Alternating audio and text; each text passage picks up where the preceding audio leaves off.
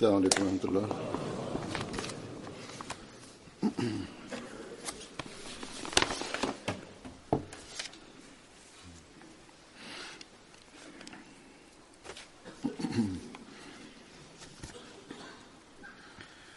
أشهد أن لا إله إلا الله وحده لا شريك له وأشهد أن محمدا عبده ورسوله أما بعد فأعوذ بالله من الشيطان الرجيم بسم الله الرحمن الرحيم الحمد لله رب العالمين الرحمن الرحيم مالك يوم الدين إياك نعبد وإياك نستعين اهدنا الصراط المستقيم صراط الذين أنعمت عليهم غير المغضوب عليهم ولا الضالين. ஹஸ்ரத் வாக்களிக்கப்பட்ட மசீஹ் அலைஹிஸ்ஸலாம் அவர்கள் ஓர் கவிதையில் கூறுகின்றார்கள், இது மசீஹின் காலமாக இருந்தது, வேறு எவருடைய காலமாகவும் இருக்கவில்லை. நான் வராமல் இருந்திருந்தால் வேறு எவராவது வந்திருப்பார்.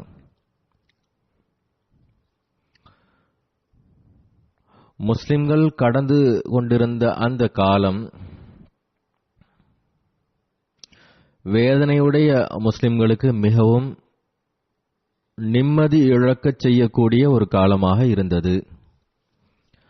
லட்சக்கணக்கான முஸ்லிம்கள் கிறிஸ்தவர்களாக ஆகிவிட்டனர்.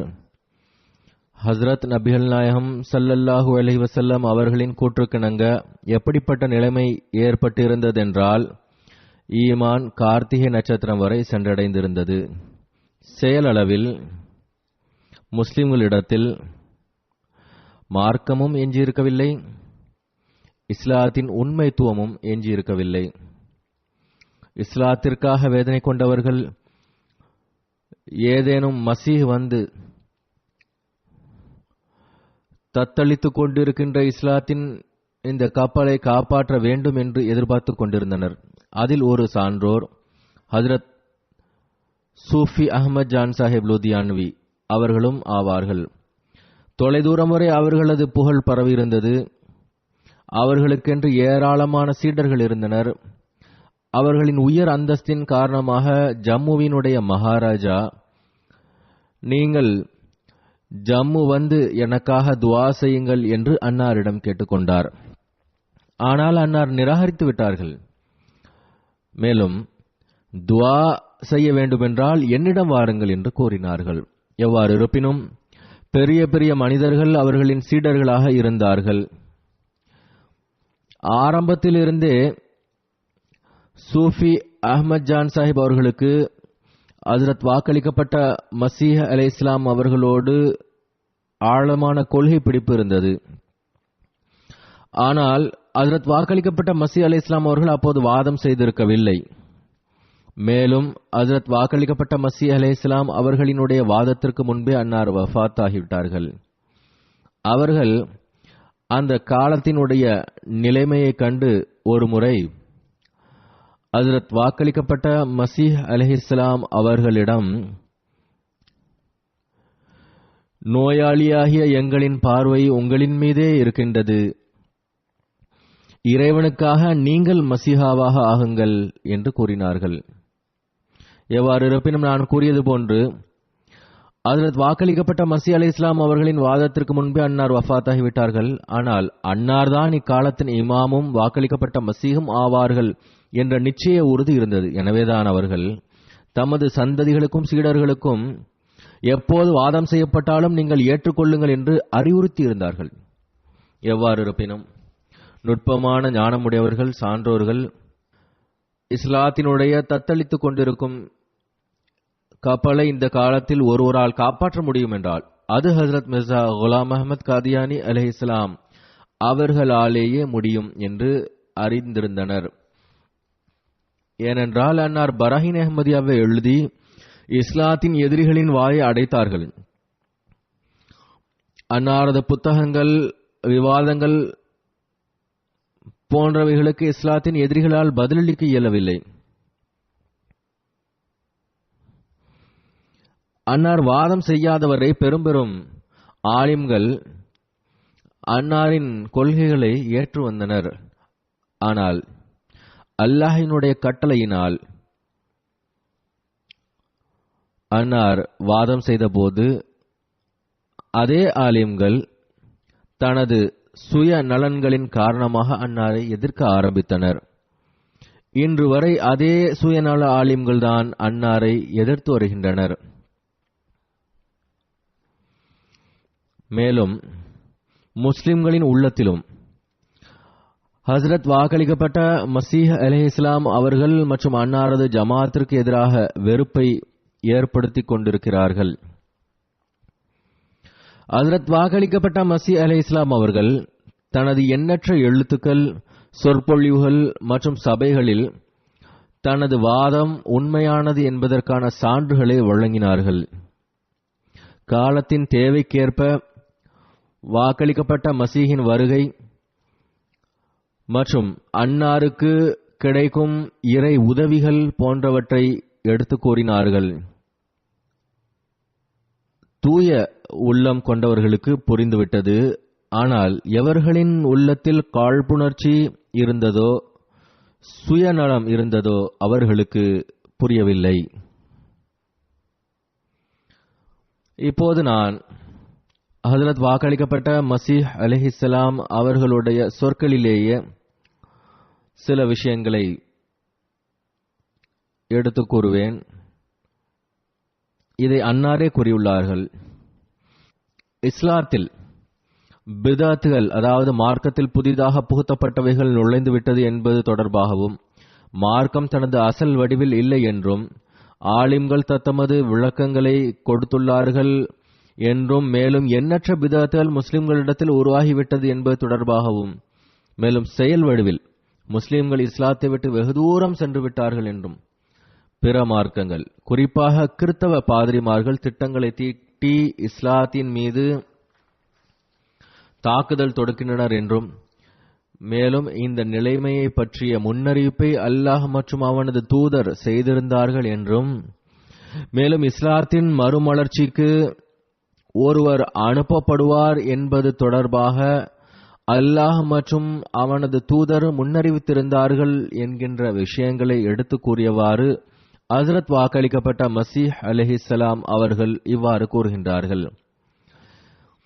இப்போது நமது வாதத்தை விட்டுவிடுங்கள், அது ஒரு பக்கம் இருக்கட்டும். என்னை பொய்ப்படுத்தினீர்கள் என்றால் இஸ்லாத்தை கை நழுவ வேண்டியது வரும் என்பதற்கு சிந்தித்து பதில் தாருங்கள். என்னை பொய்ப்படுத்துவீர்கள் என்றால் இஸ்லாத்தை விட்டும் தூரம் செல்வீர்கள். ஹஜ்ரத் வாக்களிக்கப்பட்ட மசீஹ் அலைஹிஸ்ஸலாம் அவர்கள் கூறினார்கள், நான் உண்மையாகவே கூறுகின்றேன், திருக்குர்ஆனின் வாக்குறுதிக்கு ஏற்ப அல்லாஹ் தனது மார்க்கத்தை பாதுகாத்தான். மேலும் ஹஜ்ரத் நபிகள் நாயகம் ஸல்லல்லாஹு அலைஹி வஸல்லம் அவர்களது முன்னறிவிப்பு நிறைவேறியது. ஏனென்றால் சரியான நேரத்தில் இறைவனுடைய வாக்குறுதிக்கு ஏற்ப ஹஜ்ரத் நபிகள் நாயகம் ஸல்லல்லாஹு அலைஹி வஸல்லம் அவர்களின் நற்செய்திகளுக்கு ஏற்ப இறைவன் இந்த ஜமாத்தை நிறுவினான். மேலும் ஸதகல்லாஹு வ ரசூலுஹு, அதாவது அல்லாஹ் மற்றும் அவனது ரசூல் ஸல்லல்லாஹு அலைஹி வஸல்லம் அவர்களின் கூற்றுக்கள் உண்மை என்பது நிரூபணமாகிவிட்டது. எவர் இதை நிராகரிக்கின்றாரோ அவர் அநீதியின் இயல்பை உடையவராவார். அன்னார் 1903 இதை கூறினார்கள். மேலும் கூறினார்கள், நான் வாதம் செய்து 22 ஆண்டுகள் கடந்துவிட்டன. அல்லாஹ்வின் உதவிகள் என்னோடு இருக்கின்றது. நான் பொய்யனாக இருந்தால் பிறகு இறைவன் புறமிருந்து எனக்கு ஏன் உதவிகள் கிடைக்கின்றன? இரண்டாவது, காலமும் எதிர்பார்க்கின்றது. மேலும் இந்த காலத்தில் மசீஹ் வர வேண்டும் என்பதை அனைவரும் ஏற்றுக்கொண்டிருந்தனர். ஆக தேவை இருக்கும்போது நான் இல்லை என்றால் பிறகு இன்னொருவரை முன்னிலைப்படுத்துங்கள். எவ்வாறு இருப்பினும் முஸ்லிம்களின் சீர்திருத்தத்திற்கு ஒரு சீர்திருத்தவாதி வர வேண்டும். ஏனென்றால் இக்காலத்தில் குழப்பம் உச்சநிலையை அடைந்துள்ளது. மேலும் முஸ்லிம்களிலும் குழப்பம் உச்சநிலையில் உள்ளது. ஆக என்னை பொய்யர் என்று கூற வேண்டுமென்றால் அதற்கு இரண்டு நிலைகள் மட்டுமே உள்ளன. ஒன்று, வேறொரு சீர்திருத்தவாதியை காட்ட வேண்டும், ஏனென்றால் காலம் ஒரு சீர்திருத்தவாதியை எதிர்பார்க்கின்றது. அல்லது அல்லாஹ்வின் வாக்குறுதிகளை பொய்ப்படுத்த வேண்டும். அவனுடைய வாக்குறுதிகள் பொய்யானதாக இருந்தது என்று கூறுங்கள். ஏனென்றால் இது போன்ற சீர்கட்ட நேரத்தில் ஒரு சீர்திருத்தவாதியை அனுப்புவேன் என்று அல்லாஹ் கூறியிருந்தான். அன்னார் கூறினார்கள், மார்க்கத்தை பாதுகாப்பது என் நிலையிலும் அவசியமானதாகும். சிலர் மார்க்கத்தை பாதுகாக்க தேவையில்லை என்று கூறுகின்றனர். அவர்கள் பெரும் தவறிழைக்கின்றனர். உதாரணம் கூறுகின்றார்கள், பாருங்கள், ஒருவர் தோட்டம் போடுகின்றார் அல்லது கட்டடம் கட்டுகின்றார் என்றால் அதை எதிரிகளிடமிருந்து பாதுகாப்பது அவருக்கு கடமை இல்லையா அல்லது அவர் விரும்புவதில்லையா? தோட்டங்களை சுற்றி எப்படிப்பட்ட வேலிகள் பாதுகாப்பிற்காக போடப்படுகின்றன. மேலும் கட்டிடங்களை நெருப்பின் தாக்கங்களிலிருந்து பாதுகாப்பதற்கு புது புது கலவைகளை தயார் செய்கின்றனர். மேலும் இடியிலிருந்து காப்பாற்றுவதற்காக மின் கம்பிகள் பொருத்தப்படுகின்றன.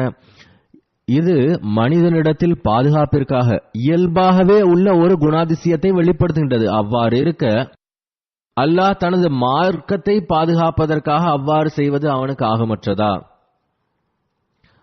சந்தேகமின்றி அவன் பாதுகாக்கின்றான். அவன் ஒவ்வொரு கஷ்டமான நேரத்தில் தனது மார்க்கத்தை பாதுகாத்தான். அன்னார் கூறினார்கள், இப்போதும் அதன் தேவை ஏற்பட்ட போது அவன் என்னை அனுப்பினான். நிலைமைகளும் தேவைகளும் எதிர்பார்க்காமல் இருந்திருந்தால் ஒருவேளை இந்த பாதுகாத்தல் சந்தேகத்திற்குரியதாக இருந்திருக்கலாம் அல்லது நிராகரிக்க முடிந்திருக்கலாம். அவ்வாறு நிலைமை மோசமானதாக இல்லாமல் இருந்திருந்தால், காலத்தின் எதிர்பார்ப்பு இல்லாமல் இருந்திருந்தால், நான் தவறான நேரத்தில் வந்துள்ளேன் என்று உங்களால் கூற முடியும். மேலும் கூறினார்கள், ஆனால் பல கோடிக்கணக்கான புத்தகங்கள் இஸ்லாத்திற்கு எதிராக வெளிவந்துள்ளன. மேலும் புரசுரங்கள், இருபக்க பத்திரிகைகள் எண்ணில் அடங்காதவையாகும். அவைகள் தினமும் வாரந்தோறும் மாதந்தோறும் பாதிரிமார்கள் தரப்பிலிருந்து வெளியிடப்படுகின்றன. அந்த ஏற்று பேச்சுக்கள் ஒன்று சேர்க்கப்பட்டால் நமது நாட்டில் இஸ்லாத்தை விட்டு வெளியேறி கிறித்தவனானவர்கள் நமது எஜமானர் ஸல்லல்லாஹு அலைஹி வஸல்லம் அவர்களின் மீதும் மேலும் அன்னாரின் தூய மனைவிமார்களின் மீதும் எழுதியவைகளை ஒன்று சேர்த்தால் பல வீடுகள் நிரம்பிவிடும். அவைகள் அனைத்தையும் ஒன்றாக ஒரே இடத்தில் வைத்தால் அவைகள் பல மைல் தூரம் வரை சென்றுவிடும். இமாதுத்தீன் என்று ஒருவர் இருந்தார். இவர் முஸ்லிமாக இருந்தார். பின்னர் கிறித்தவ பாதிரியாக மாறிவிட்டார். அன்னார் கூறினார்கள், இமாதுத்தீனுடைய எழுத்துக்கள் மிகவும் அபாயகரமானது என்று நீதியுடைய சில கிறித்தவர்களும் கூட ஏற்றுக்கொண்டிருக்கும் போது, அதாவது அவரின் எழுத்துக்கள் மிகவும் அபாயகரமானது என்று அவர்கள் கூட ஒப்புக்கொண்டுள்ளனர். லக்னோவில் இருந்து அந்த காலத்தில் ஷம்சுல் அக்பார் என்கின்ற ஒரு பத்திரிகை வெளிவந்து கொண்டிருந்தது. அதில் அவரின் சில புத்தகங்கள் பற்றி கருத்து தெரிவிக்கப்பட்டிருந்தது. அதாவது, இந்தியாவில் மீண்டும் போர் நடந்தால் இதுபோன்ற எழுத்துக்களால் தான் நடைபெறும், அதாவது இந்த பாதிரியார் எழுதிய எழுத்துக்களால் நடைபெறும் என்று கூறியிருந்தது. ஹஜ்ரத் வாக்களிக்கப்பட்ட மஸீஹ் அலைஹிஸ்ஸலாம் அவர்கள் கூறினார்கள், இப்படிப்பட்ட காலத்திலும் கூட இஸ்லாம் எங்கு சீர்குலைந்து போயிற்று என்று இவர்கள் கேட்கின்றனர். இது போன்ற விஷயங்களை இஸ்லாத்திற்காக வேதனை அற்றவர்களும் அல்லது இருட்டறையில் வளர்ந்து உலகை பற்றி அறியாதவர்கள் தான் கூற முடியும். ஆக இப்படிப்பட்டவர்கள் இருக்கின்றார்கள் என்றால் அவர்களை பற்றி கவலை இல்லை. ஆனால் எவர்கள் உள்ளத்தில் ஒளி உடையவர்களாக இருக்கின்றார்களோ, எவர்களுக்கு இஸ்லாத்தின் மீது அன்பு மற்றும் தொடர்பு இருக்கின்றதோ அல்லது காலத்தின் நிலைமையை அறிந்திருக்கின்றார்களோ, அவர்கள் இக்காலம் ஒரு மாபெரும் சீர்திருத்தவாதியின் வருகையின் காலமாகும் என்பதை ஏற்றுக்கொள்வர். பிறகு சீர்திருத்தவாதியின் வருகைக்கு சான்றுகளை காட்டியவாறு ஹஜ்ரத் வாக்களிக்கப்பட்ட மஸீஹ் அலைஹிஸ்ஸலாம் அவர்கள் ஒரு வலுவான ஆதாரமாக கூறினார்கள். ஒரு வலுவான சான்றை எடுத்து வைக்கின்றேன். அது சூரா அன்-நூரில் உள்ள ஹிலாஃபத் பற்றிய வாக்குறுதியாகும். இதில் அல்லாஹ் வாக்குறுதி அளிக்கின்றான். வாதல்லாஹுல்லதீன ஆமனு மின்கும் வாமிலு சாலிஹாத்தி லயஸ்தக்லிஃபன்னஹும் ஃபில் அர்தி கமஸ்தக்லஃபல்லதீன மின் கப்லிஹிம். கூறினார்கள், இந்த வசனத்தில் குறிப்பிட்டுள்ள ஹிலாஃபத் பற்றிய வாக்குறுதிக்கு ஏற்ப ஹஜ்ரத் நபிகள் நாயகம் ஸல்லல்லாஹு அலைஹி வஸல்லம் அவர்களுக்கு பின்னால் வரக்கூடிய ஹலீஃபாக்கள் முந்தைய ஹலீஃபாக்களை போன்று இருப்பார்கள். அதே போன்று திருக்குர்ஆனில் நபிகள் நாயகம் ஸல்லல்லாஹு அலைஹி வஸல்லம் அவர்களை அல்லாஹ் மூசா நபியோடு ஒப்பிட்டு கூறியுள்ளான். அல்லாஹ் கூறுகின்றான், இன்னா அர்சல்னா இலைக்கும் ரசூலன் ஷாஹிதன் அலைக்கும் கமா அர்சல்னா இலா ஃபிர்அவுன ரசூலா. ஆனால் கூறுகின்றார்கள், ஹஜ்ரத் நபிகள் நாயகம் ஸல்லல்லாஹு அலைஹி வஸல்லம் அவர்கள் பைபிளின் முன்னறிவிப்புக்கு ஏற்பவும் மூசா அலைஹிஸ்ஸலாம் அவர்களோடு ஒப்புமை உடையவர்களாவார்கள். எனவே இந்த ஒப்பீட்டில் கமா என்கின்ற அரபி சொல் பயன்படுத்தப்பட்டுள்ளது. அதே போல்தான் சூரா அன்-நூரிலும் கமா என்கின்ற அரபி சொல் பயன்படுத்தப்பட்டுள்ளது. இதிலிருந்து தெளிவாக தெரிய வருவது என்னவென்றால், மூசா அலைஹிஸ்ஸலாம் அவர்களின் உம்மத்திலும் ஹஜ்ரத் நபிகள் நாயகம் ஸல்லல்லாஹு அலைஹி வஸல்லம் அவர்களினுடைய உம்மத்திலும் ஒரு முழுமையான ஒப்புமை உள்ளது. ஹஜ்ரத் மூசா அலைஹிஸ்ஸலாம் அவர்களின் தொடரில் ஹலீஃபாக்களினுடைய தொடர் ஹஜ்ரத் ஈசா அலைஹிஸ்ஸலாம் அவர்களோடு முற்றுப்பட்டது. அன்னார் ஹஜ்ரத் மூசா அலைஹிஸ்ஸலாம் அவர்களுக்கு 1400 வருடங்களுக்கு பிறகு வந்தார்கள். இந்த ஒப்புமையின் அடிப்படையில் குறைந்தபட்சம் 14ஆம் நூற்றாண்டில் அதே நிறமுடைய மற்றும் ஆற்றலுடைய ஒரு ஹலீஃபா இங்கும் வர வேண்டியது இருந்தது. அவரை போன்று ஒப்புமை கொண்டவராக இருக்க வேண்டியிருந்தது. மேலும் அவரை போன்று அவரின் அடிச்சுவட்டில் இருக்க வேண்டியிருந்தது. ஆக அல்லாஹ் இந்த விஷயத்திற்கு வேறு எந்த சாட்சியங்களை வழங்காமல் இருந்தாலும் கூட இந்த ஒப்புமை இயல்பாகவே எதிர்பார்த்தது என்னவென்றால், நிழல் வடிவிலான ஈசா ஹஜ்ரத் நபிகள் நாயகம் ஸல்லல்லாஹு அலைஹி வஸல்லம் அவர்களின் உம்மத்திலும் வர வேண்டியிருந்தது. அவ்வாறு நடக்காமல் இருந்திருந்தால் அன்னாரை பற்றிய ஒப்புமை, அதாவது மூசா அலைஹிஸ்ஸலாம் அவர்களோடு உள்ள ஒப்புமை நவுசுபில்லா குறை உள்ளதாகவும் பலகீனமானதாகவும் நிரூபணமாகி இருக்கும். ஆனால் அல்லாஹ் அந்த ஒப்புமையை உறுதி செய்து அதற்கு உதவி செய்ததோடு மட்டுமின்றி மூசாவை ஒத்த ஹஜ்ரத் நபிகள் நாயகம் ஸல்லல்லாஹு அலைஹி வஸல்லம் அவர்கள் ஹஜ்ரத் மூசா அலைஹிஸ்ஸலாம் அவர்களை விடவும் அனைத்து நபிமார்களை விடவும் சிறந்தவர்கள் ஆவார்கள் என்று நிரூபித்து விட்டான். அன்னார் கூறினார்கள், ஹஜ்ரத் மசீஹ் அலைஹிஸ்ஸலாம் அவர்கள் எந்த ஒரு ஷரியத்தையும் கொண்டு வரவில்லை, மாறாக தௌராத்தை பூர்த்தி செய்ய வந்தார்கள். அதேபோன்று முஹம்மதிய உம்மத்தின் மசீஹும் தனக்கென்று எந்த ஒரு ஷரியத்தையும் கொண்டு வரவில்லை, மாறாக திருக்குர்ஆனுக்கு உயிரூட்டுவதற்காக வந்துள்ளார். மேலும் நேர்வழி முழுமையடைந்த பின்னர் அதை பரப்புவதற்காக வந்துள்ளார். பிறகு நேர்வழி முழுமடைந்த பின்னர் பரவுதல் தொடர்பாக வாக்களிக்கப்பட்ட மசீஹ் அலைஹிஸ்ஸலாம் அவர்கள் கூறுகின்றார்கள், நேர்வழி முழுமையடைந்த பின்னர் பரவுவது தொடர்பாக நினைவில் கொள்ள வேண்டும், ஹஜ்ரத் நபிகள் நாயகம் ஸல்லல்லாஹு அலைஹி வஸல்லம் அவர்களின் மீது முழுமையடைந்த அருட்களும் முழுமையடைந்த மார்க்கத்திற்கும் 2 நிலைகள் உள்ளது. முதலாவது நேர்வழி முழுமையடைதல், இரண்டாவது நேர்வழி முழுமையடைந்த பின்னர் பரவுதல். அதாவது நேர்வழி முழுமையடைவது, இரண்டாவது பரவுதலும் முழுமையடைதல். ஹஜ்ரத் வாக்களிக்கப்பட்ட மசீஹ் அலைஹிஸ்ஸலாம் அவர்கள் கூறினார்கள், நேர்வழி முழுமையடைதல் ஹஜ்ரத் நபிகள் நாயகம் ஸல்லல்லாஹு அலைஹி வஸல்லம் அவர்களின் வருகையின் மூலம் நிறைவேறியது. மேலும் நேர்வழி முழுமையடைந்த பின்னர் பரவுதல் அன்னாரின் 2ஆம் வருகையின் போது நிறைவேறியது. ஹஜ்ரத் நபிகள் நாயகம் ஸல்லல்லாஹு அலைஹி வஸல்லம் அவர்களது காலத்தில் ஷரியத் இறங்கியது, நேர்வழி முழுமையடைந்தது. மேலும் அன்னாரின் 2வது வருகை, அதாவது வாக்களிக்கப்பட்ட மசீஹ் மற்றும் அன்னாரின் உண்மை அடியாரின் காலத்தில் அது பரவ வேண்டியிருந்தது. ஏனென்றால் சூரா ஜுமுஆவில் வ ஆஹரீன மின்ஹும் என்கின்ற வசனத்தில் ஹஜ்ரத் நபிகள் நாயகம் ஸல்லல்லாஹு அலைஹி வஸல்லம் அவர்களுடைய அருள் மற்றும் போதனையின் மூலம் இன்னொரு சமுதாயம் உருவாவது தொடர்பாக கூறப்பட்டிருந்தது. அன்னாரின் இன்னொரு வருகை இருக்கின்றது. மேலும் அந்த வருகை நிழல் வடிவிலானது என்பதும் தெளிவாக தெரிகின்றது. அது இப்போது நிகழ்ந்து கொண்டிருக்கின்றது. இந்த காலம் நேர்வழி பரவுவதற்கான காலமாகும். இதன் காரணமாக தான் பரவுதலின் அனைத்து விஷயங்களும் முழுமையடைந்து கொண்டிருக்கின்றது. அச்சகங்கள் அதிகமாகிவிட்டன. ஒவ்வொரு நாளும் அதில் புது புது விஷயங்கள் உருவாகின்றது. தபால் துறைகள், தந்திகள், ரயில்கள், ஆகாய விமானங்களின் கண்டுபிடிப்பு, மேலும் பத்திரிகைகளின் அச்சீடு ஆகிய இந்த அனைத்து விஷயங்களும் உலகை ஒரு நகரமாக்கிவிட்டது. உலகம் ஒன்றாகிவிட்டது. இன்றைய காலத்திலோ இன்னும் ஒன்று சேர்ந்து விட்டது. சமூக வலைதளங்கள், இன்டர்நெட், தொலைக்காட்சி போன்றவைகளால் இன்னும் ஒன்றாகிவிட்டது. ஹஜ்ரத் வாக்களிக்கப்பட்ட மஸீஹ் அலைஹிஸ்ஸலாம் அவர்கள் கூறினார்கள், இந்த முன்னேற்றங்கள் உண்மையில் ஹஜ்ரத் நபிகள் நாயகம் ஸல்லல்லாஹு அலைஹி வஸல்லம் அவர்களது முன்னேற்றங்களே ஆகும். ஏனென்றால் இதன் மூலம் அன்னாரின் நேர்வழி முழுமையடைதல் என்பதின் இன்னொரு அம்சம். நேர்வழி முழுமையடைந்த பின்னர் பரவுதல் முழுமையடைந்து கொண்டிருக்கின்றது. பிறகு மூசாவின் மசீஹ் மற்றும் முகமதிய மசீஹ் இடையே உள்ள ஒப்புமை பற்றி கூறினார்கள். மூசாவின் மசீஹ் நான் தௌராத்தை பூர்த்தி செய்யவே வந்துள்ளேன் என்று கூறியதே போன்று ஆகும். மேலும் எனது இன்னொரு பணி நேர்வழி முழுமையடைந்த பின்னர் பரப்போதும் ஆகும். இது தவிர ஹஜ்ரத் ஈசா அலைஹிஸ்ஸலாம் அவர்களின் காலத்தில் ஏற்பட்ட துயரங்கள் போன்றே இங்கும் காணப்படுகிறது. அங்கு யூதர்களின் நிலைமை மிக மோசமானதாக இருந்தது. அவர்கள் தௌராத்தின் கட்டளைகளை விட்டுவிட்டார்கள். மேலும் அதற்கு பதிலாக தால்மூத் மற்றும் சான்றோர்களின் அறிவிப்புகளுக்கு முக்கியத்துவம் கொடுத்து வந்தார்கள் என்பதற்கு வரலாற்றிலிருந்து சான்று கிடைக்கின்றது. இப்போது முஸ்லிம்களிலும் அதே நிலைமைதான் ஏற்பட்டுள்ளது. இறை வேதம் கைவிடப்பட்டு விட்டது. அதற்கு பதிலாக அறிவிப்புகளுக்கும் கதைகளுக்கும் அழுத்தம் கொடுக்கப்படுகின்றது.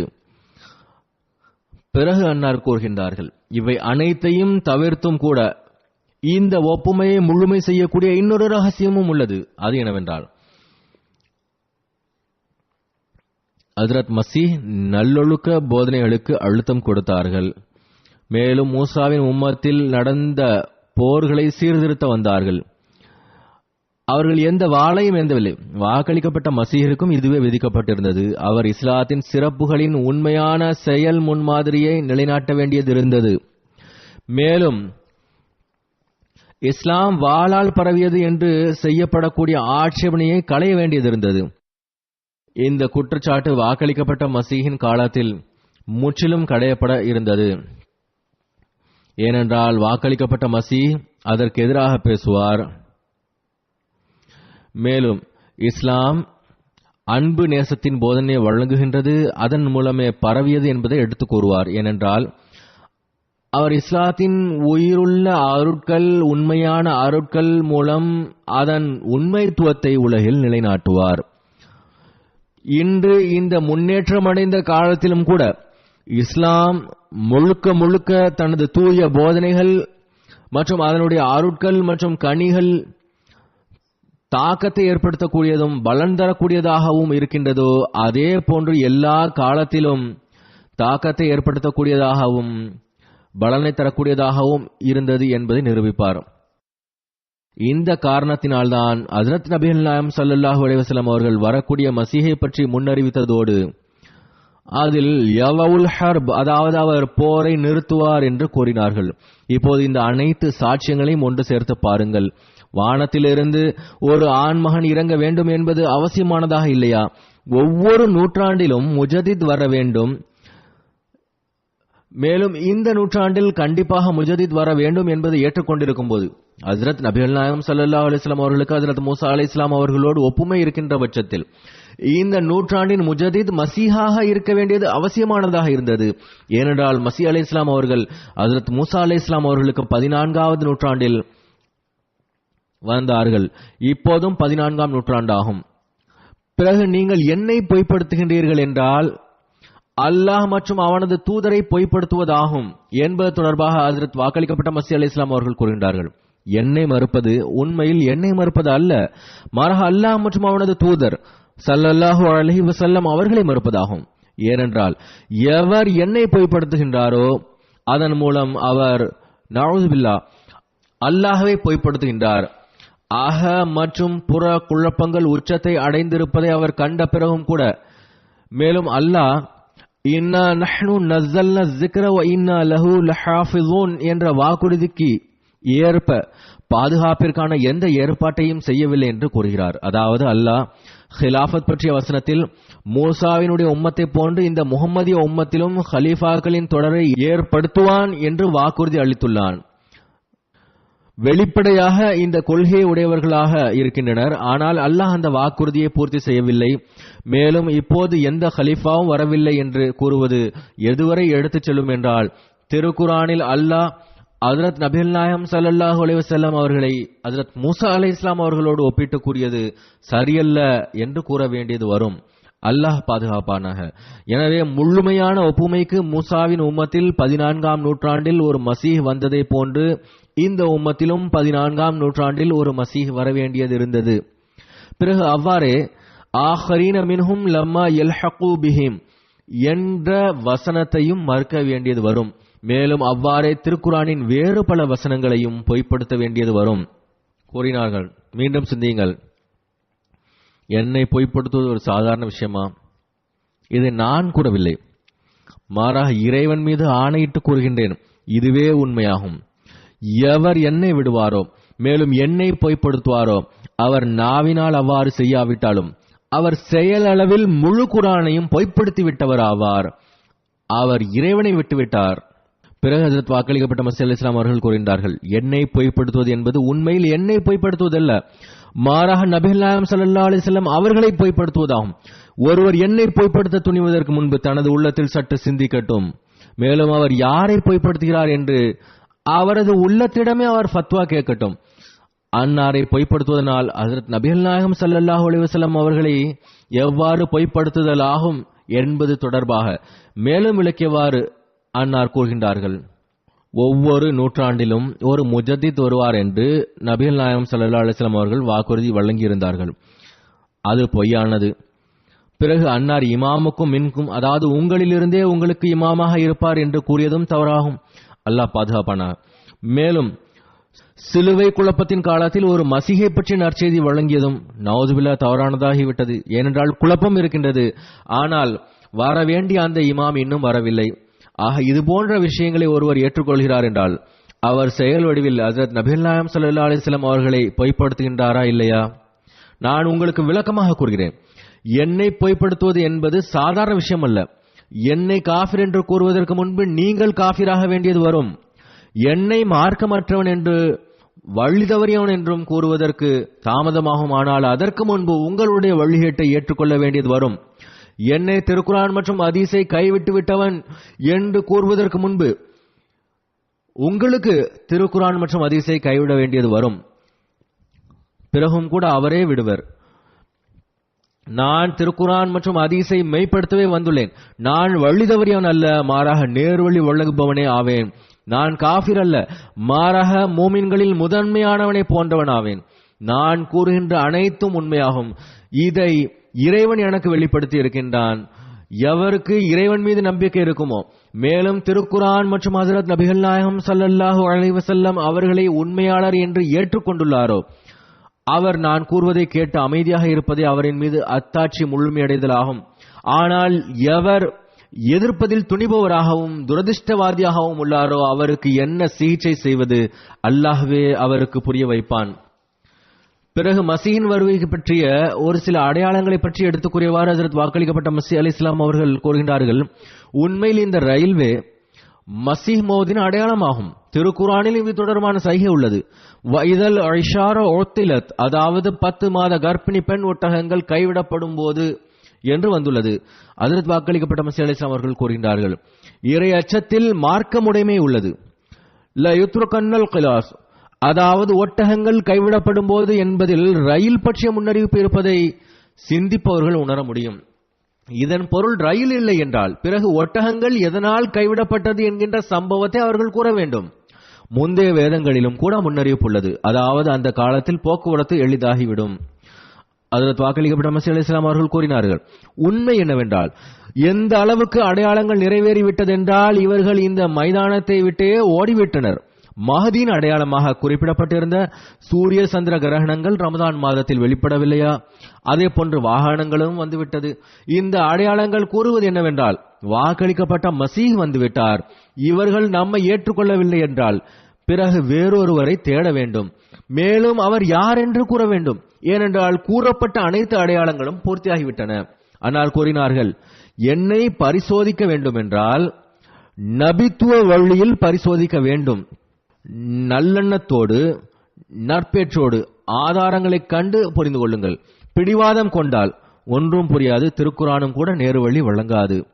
ஆனால் கூறினார்கள், நபித்துவ வழியில் இதை பரிசோதியுங்கள். பிறகு உண்மை யாரோடு இருக்கின்றது என்பதை பாருங்கள். கற்பனையான தத்துவங்கள் மற்றும் ஆலோசனைகளால் ஒன்றும் நடக்காது. மேலும் நானும் கற்பனையான விஷயங்களை கொண்டு என்னை உண்மைப்படுத்தவில்லை. நான் எனது வாதத்தை நபித்துவ வழியில் எடுத்து வைக்கின்றேன். அவ்வாறு இருக்க அதே தத்துவத்தின் அடிப்படையில் அந்த வாதத்தை பரிசோதிக்காமல் இருப்பதற்கு என்ன காரணம்? எவர் மனம் திறந்து எனது விஷயங்களை கேட்பாரோ நிச்சயமாக அவர் பலன் பெறுவார், மேலும் ஏற்றுக்கொள்வார். ஆனால் எவர் உள்ளத்தில் கருமித்தனம் மற்றும் காழ்ப்புணர்ச்சியை கொண்டுள்ளாரோ அவருக்கு என்னுடைய விஷயங்கள் எவ்வித பயனையும் அளிக்காது. அவர்களின் உதாரணம் ஒன்று இரண்டாக காட்சியளிக்கக்கூடிய பார்வை குறையுடைய மனிதரை போன்றதாகும். அவருக்கு எல்லாம் இரண்டாக தெரியும். அவருக்கு எந்த அளவுக்கு ஆதாரங்களை வழங்கினாலும் இரண்டு அல்ல ஒன்றுதான் என்று கூறினாலும் அவர் ஏற்றுக்கொள்ள மாட்டார். அதற்கு வாக்களிக்கப்பட்ட மஸீஹ் அலைஹிஸ்ஸலாம் அவர்கள் ஒரு சம்பவத்தை எடுத்து கூறுகின்றார்கள். அதே போன்ற பார்வை குறையுடைய ஒரு மனிதர் ஒருவரிடம் வேலை செய்து வந்தார். எஜமானர் அவரிடம் உள்ளே இருந்து கண்ணாடியை கொண்டு வாருங்கள் என்று கூறினார். அவர் திரும்பி வந்து உள்ளே 2 கண்ணாடிகள் இருக்கின்றது, எதை கொண்டு வர வேண்டும் என்று கேட்டார். எஜமானர் கூறினார், ஒன்றுதான் இருக்கின்றது, 2 அல்ல என்றார்.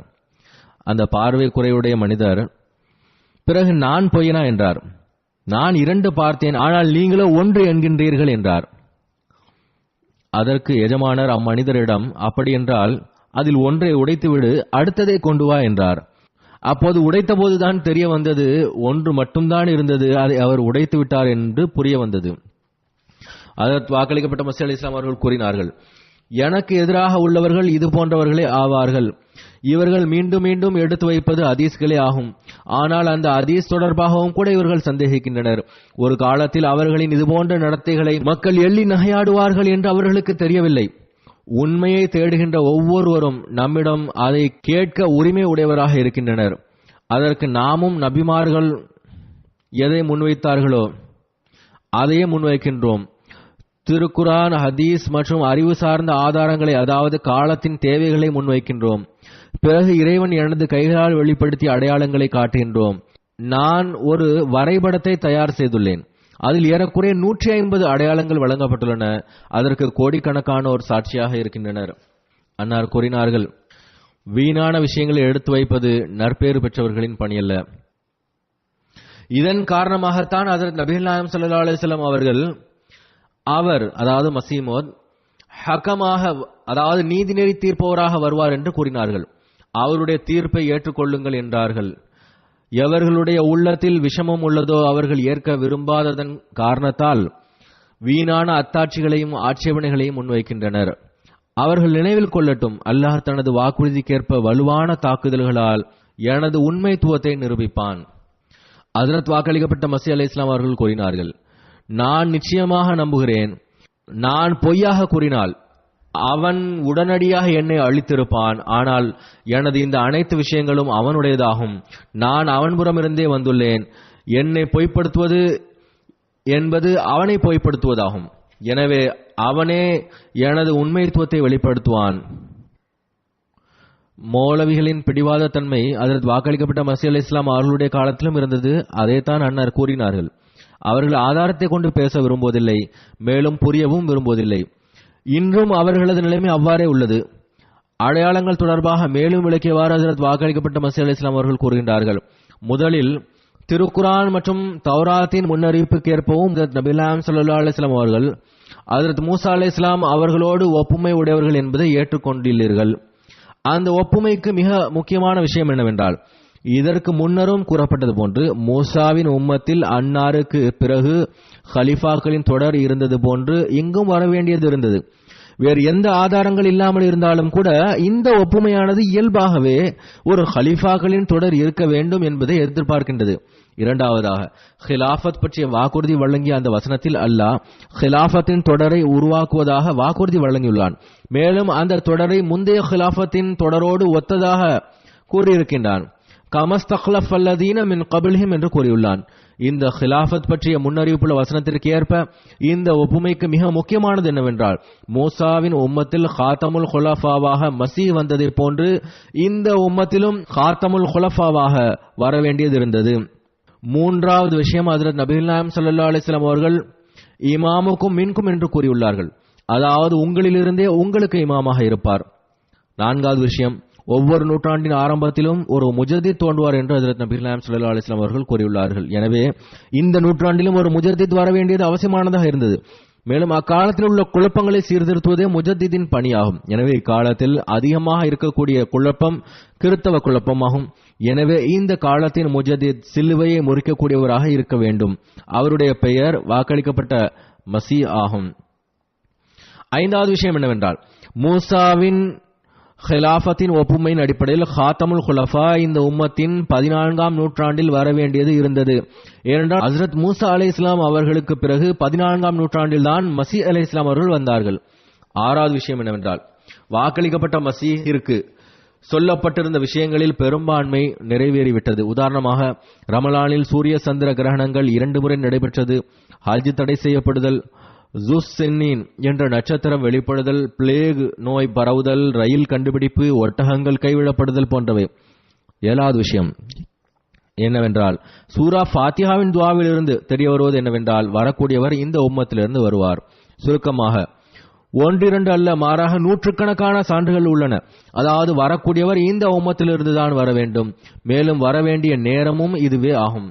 இறைவனுடைய இல்ஹாம் மற்றும் வஹீயின் மூலமாக நான் கூறுகிறேன், வர இருந்தவன் நானே ஆவேன். ஆரம்பத்திலிருந்தே அல்லாஹ் நபித்துவ வழியில் வழங்கி இருக்கக்கூடிய ஆதாரங்களை எவர் விரும்புகின்றாரோ அவர் பெற்றுக்கொள்ளட்டும்.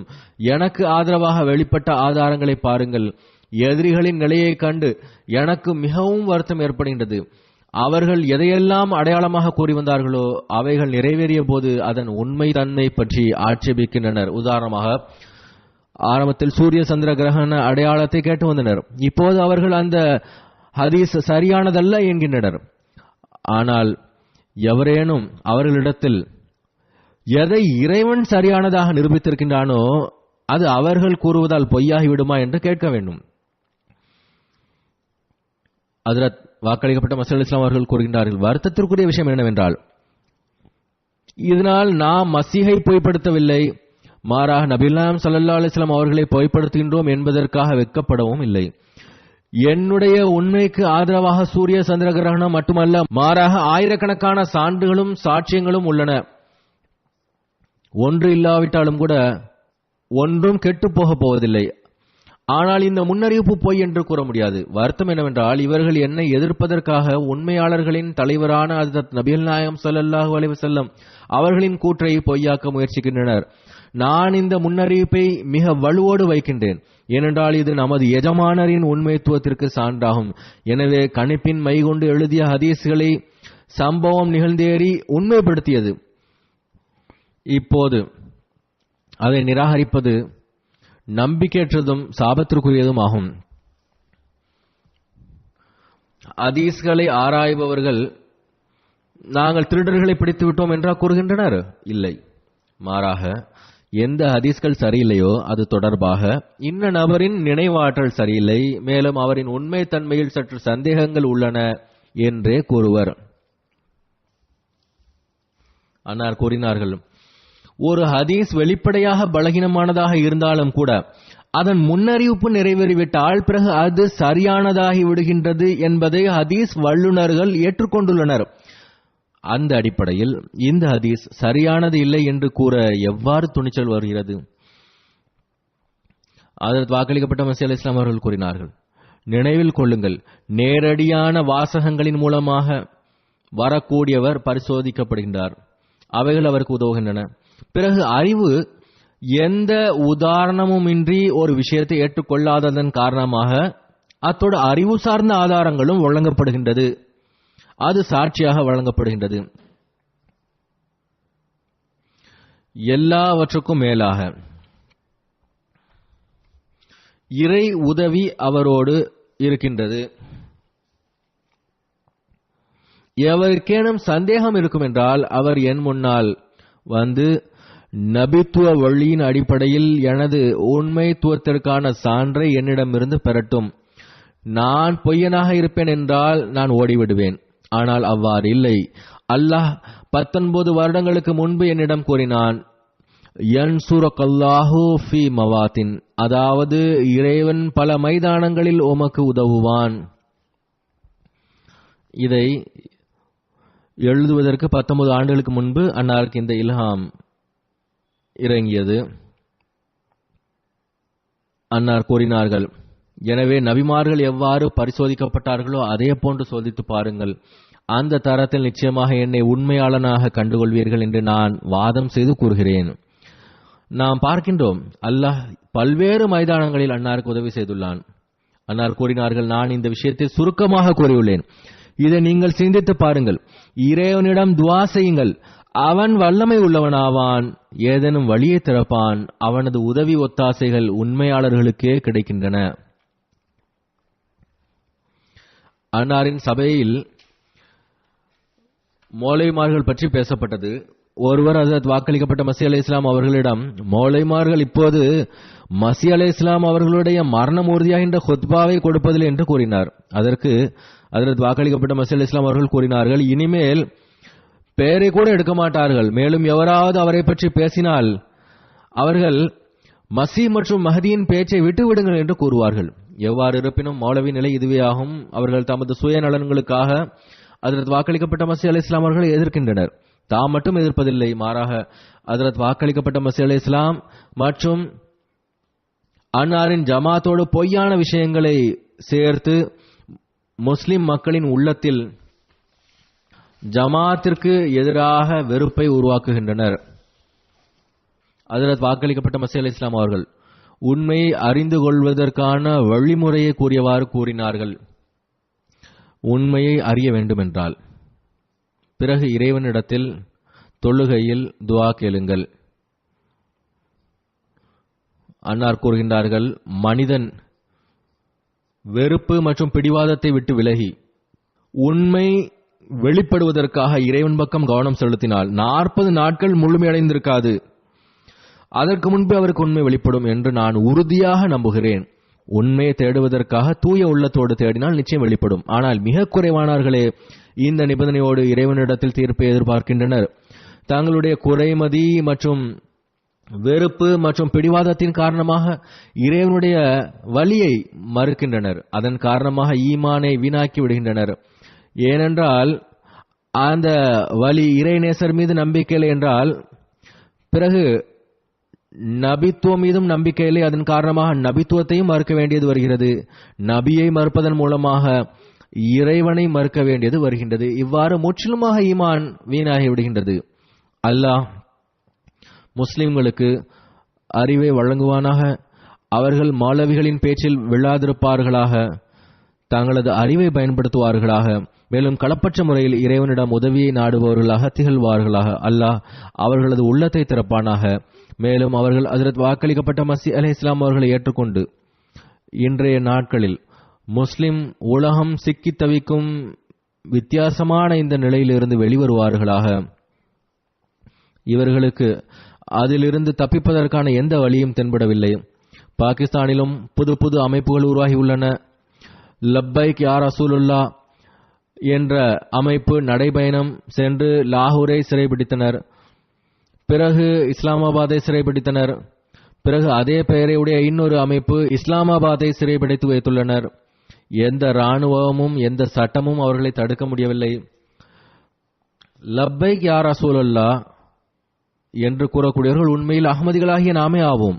அவர்கள்தான் ஹஜ்ரத் நபி ஸல்லல்லாஹு அலைஹி வஸல்லம் அவர்களின் பேச்சை கேட்டு, அதாவது எனது மஸீஹ் மஹதி வென்றால் அவரை ஏற்றுக்கொள்ளுங்கள், மேலும் அவருக்கு எனது சலாமை கூறுங்கள் என்று கூற்றுக்கிணங்க லப்பைக் யா ரசூலுல்லாஹ் என்று உண்மையில் கூறுபவர்கள் ஆவார்கள். இதுதான் லப்பைக் என்று கூறுவதற்குரிய சரியான வழியாகும். இதை மக்கள் புரிந்தால் எவ்வளவு நன்றாக இருக்கும். வெறும் வரட்டு முழக்கங்களுக்கு பதிலாக லப்பைக் யா ரசூலுல்லாஹ் என்பதின் உண்மைத்துவத்தை புரிய வேண்டும். அல்லாஹ் உலகத்தையும் பாகிஸ்தானையும் எல்லா முஸ்லிம் நாடுகளையும் குழப்பத்திலிருந்து காப்பாற்றுவானாக. அல்லாஹ் முஸ்லிம்களின் மீது குறிப்பான கருணை புரிவானாக. ஏனென்றால் இன்றைய நாட்களின் நிலைமை மற்றும் முஸ்லிம் நாடுகளுக்கு எதிரான சதித்திட்டங்கள் மிகவும் அபாயகரமானதாகும். இவர்கள் இப்போதும் புரியவில்லை என்றால் பிறகு வருந்துவார்கள். அல்லாஹ் கருணை புரிவானாக.